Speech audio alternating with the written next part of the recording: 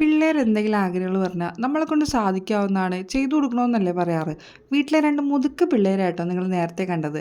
Pizza കഴിക്കണമെന്നാണ് എൻ്റെ അടുത്ത് പറഞ്ഞത്. പിസ്സ എന്നല്ല എൻ്റെ അടുത്ത് പറഞ്ഞത്, ഈ വലിഞ്ഞു പൊങ്ങിയിട്ട് കഴിക്കുന്ന ഒരു സാധനം ഇല്ലേ, അത് വേണമെന്ന് ചോദിച്ചും പറഞ്ഞ് വന്നപ്പോഴാണ് പിസ്സയാണെന്ന് എനിക്ക് മനസ്സിലായത്. ആദ്യമേ ഞാൻ കരുതി മേടിച്ചു കൊടുക്കാമെന്ന്. പിന്നെ സൊമാറ്റോയിലെ സ്വിഗ്ഗിയിലെ പ്രൈസ് കണ്ടപ്പോഴത്തേക്ക് ഞാൻ കരുതി അതിനേക്കാളും ഭേദം നമ്മൾ വീട്ടിലുണ്ടാക്കണതാണെന്ന്. നോക്കിയപ്പോൾ എന്താ, എല്ലാ ഐറ്റംസും നമ്മുടെ കയ്യിൽ തന്നെ ഉണ്ട്. കുറച്ച് ചിക്കനും കൂടി ഇരിപ്പുണ്ട്. അപ്പം ഞാൻ കരുതി ഗംഭീരമായിട്ടൊരു ചിക്കൻ പിസ അങ്ങ് ഉണ്ടാക്കി കൊടുത്താന്ന്. ആവശ്യത്തിനധികം മസാല ചീസൊക്കെ ഇട്ട് കൊടുത്തിട്ടുണ്ട് കേട്ടോ, കാരണം വലിഞ്ഞങ്ങ് പൊങ്ങണമല്ലോ. ദാ സംഭവം നമ്മൾ സെറ്റായിട്ടുണ്ട്. കുറച്ച് ഗാർണിഷൊക്കെ ചെയ്ത് പീസ ആക്കിയിട്ട് ഞാൻ നേരെ ടേബിളിൽ കൊണ്ട് വെച്ച് കൊടുത്തു. ചാടി ഓടിയാണ് രണ്ട് പേരും കൂടി വന്നത്. ഈ പച്ച നൈറ്റി ഇട്ടത് അമ്മയും അപ്പുറത്തിരിക്കുന്നത് അമ്മയുടെ അമ്മയായിട്ടാണ്, അതായത് എൻ്റെ അമ്മച്ചിയാണ്. രണ്ടു പേർക്കും ഭയങ്കരമായിട്ട് ഇഷ്ടമായി. പേഴ്സണലി എനിക്കും ഭയങ്കരമായിട്ട് ഇഷ്ടമായി കേട്ടോ.